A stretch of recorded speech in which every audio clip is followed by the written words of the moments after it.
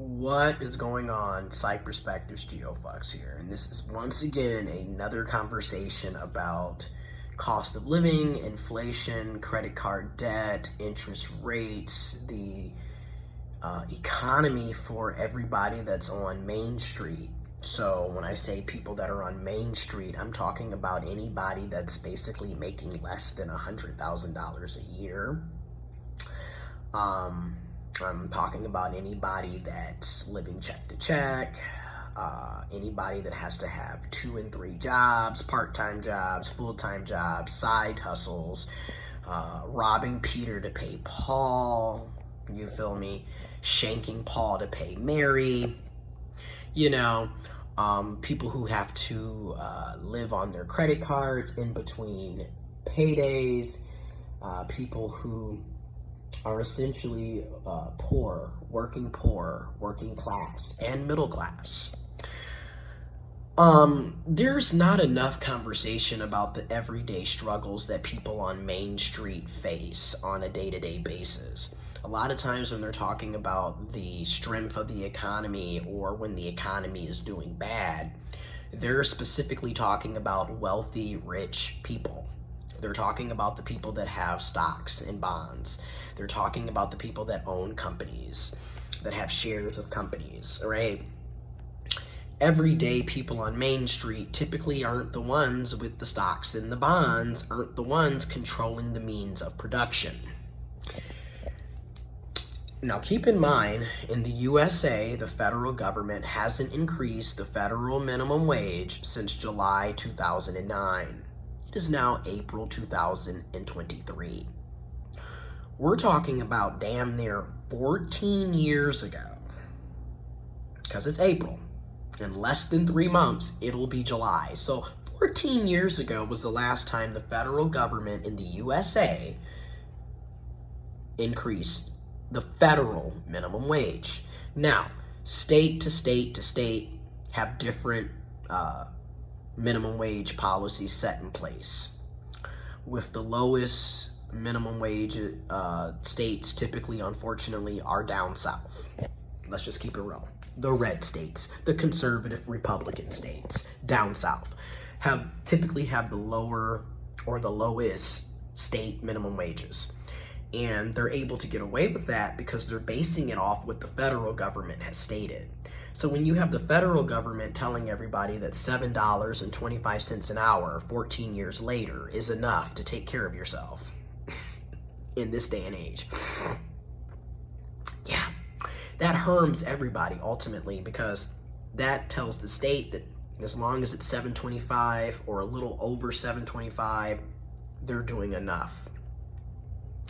And that also tells employers, companies, businesses, organizations, employers, jobs, that paying a little over or even double is enough.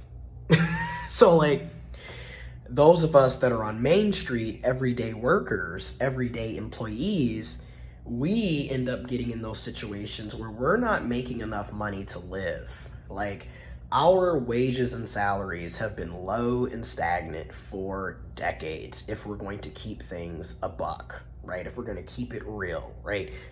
Wages and salaries have been low and stagnant despite the fact that productivity has increased so much, despite the fact that the cost of living and inflation have increased so much.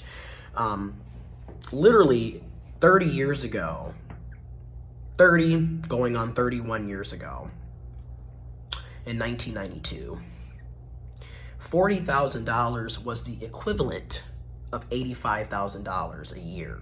So that means somebody making $40,000 in the early 90s was literally they were middle class, they were living it up, they were doing well, okay? Because at that time, 30 years ago, $40,000 had the buying power of $85,000.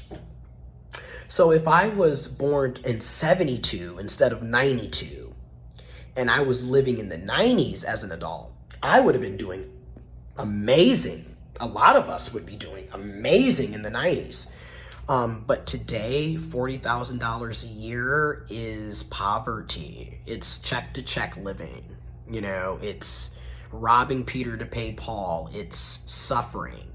And it's ridiculous because most of us have full-time jobs.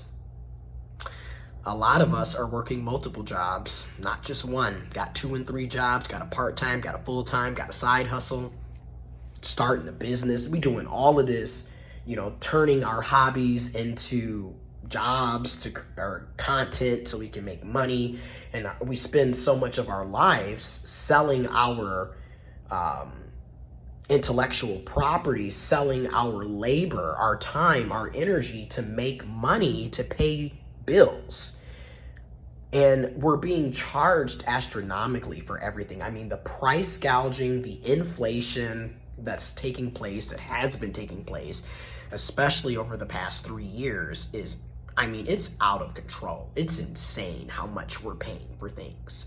And then you have these utility companies, these electrical companies, like if you're in the state of Michigan, you've got the Consumers Energy and the DTE Energy, for example, who have a monopoly over the state.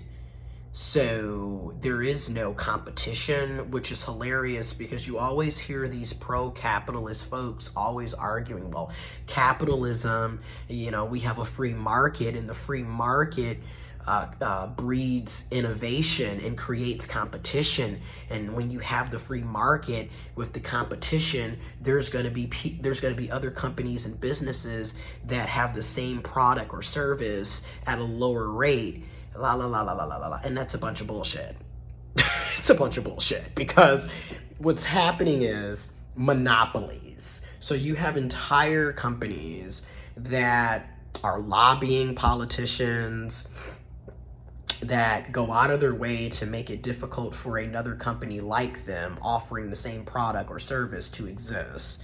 And then they monopolize, so they're the only company, or there's only 1 or 2 or 3. You don't really have that many choices. I mean, again, it's the illusion of choice at this point. So you're forced to go, for example, in the state of Michigan, for the most part, you're forced to either be with Consumer Energy, depending on location in the state, or DTE Energy, depending on location in the state. And they're price gouging. It is what it is. Here it is, this past winter, I kept my thermostat 85-90% of the time at 68 degrees. And my highest consumer energy bill this winter was $340 at 68 degrees.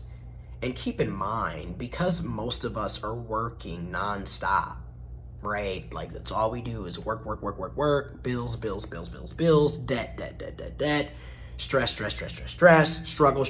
struggle. Because we're working 24/7, a lot of us aren't even at home like that. So you're paying to heat up homes that you're not even at because you're always at work. And then the out cold part is, arguably 68 degrees is not warm for a house in winter in the state of Michigan when it can easily be below 0. I'm just saying. If I'm gonna be paying $340 a month, my heat should be like at 75 degrees or something, because this doesn't make any sense. And the out cold part is, I had a bill, like I said, that was January, February this year, where it was $340, and yet by the time May, June rolls around, it'll be $100 a month because I don't have central air. So you will quickly see during the spring, summer months how it just drops in fold because I'm not using heat. And I don't have central air, so I'm not using an air conditioner to, either to run air during the spring, summer months. So, you see the price gouging.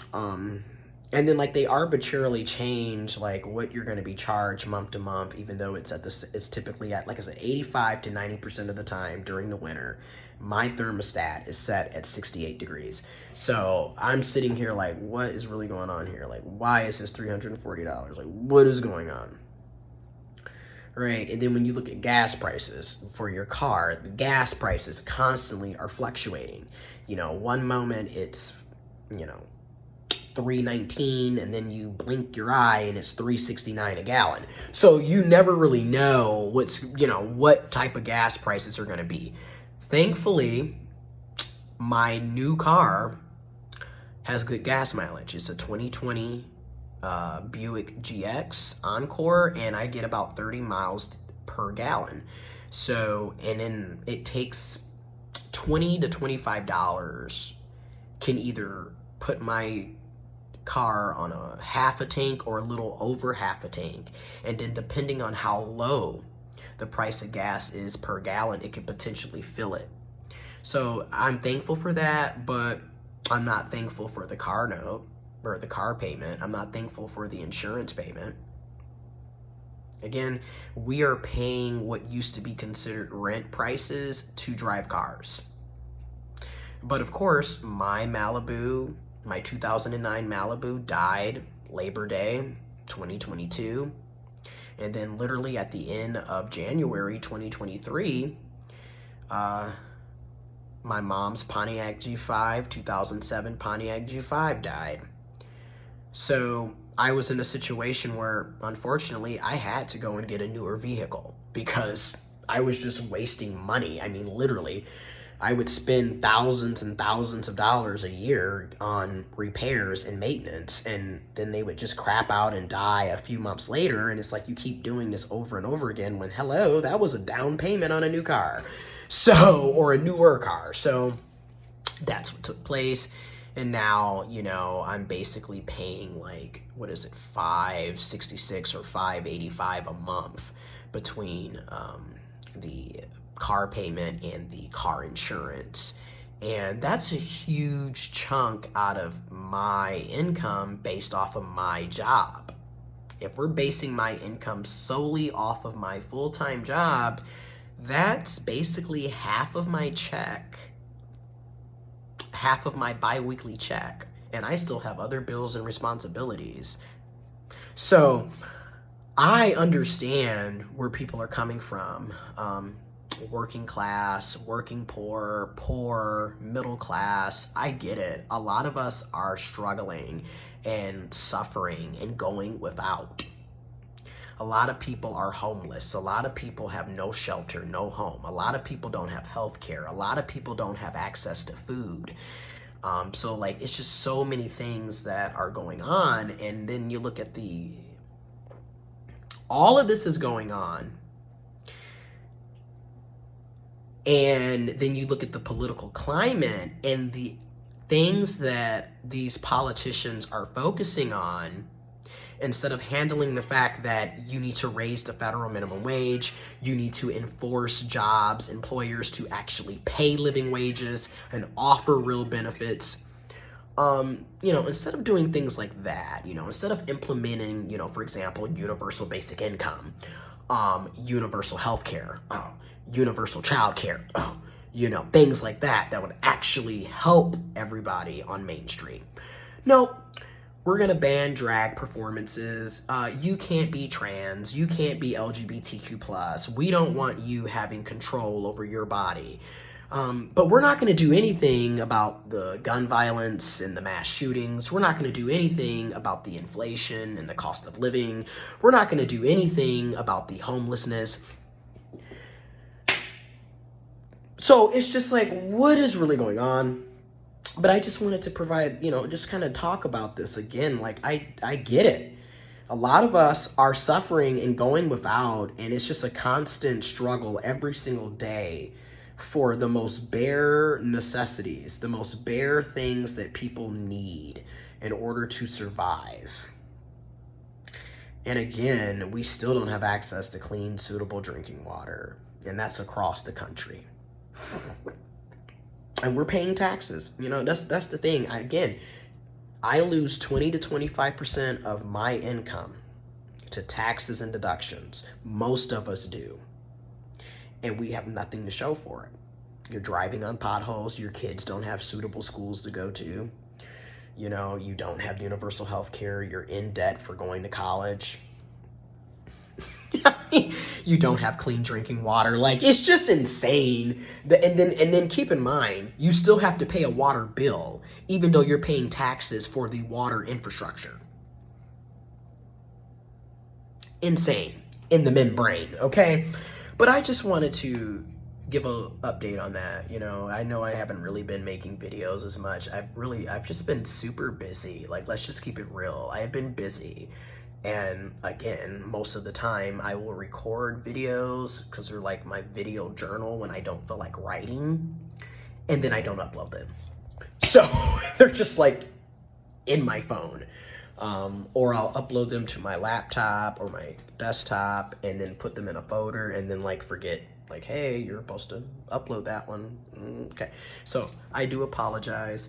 Hopefully I will be able to get some more free time and better structure so I can actually make time to do these things. But until then, here's an update. It's hard out here. It's been hard out here. And a lot of us are facing adversity from every angle. Okay, it's political, it's social, it's economical, it's physical, it's mental, it's spiritual, it's a lot. So a lot of people are going through it right now. And if you can share positive energy, share light, share love, that's a blessing, and we need more of that. And if you can help others, help if you can, with respect to you and your boundaries, of course. But anyways, I'm out.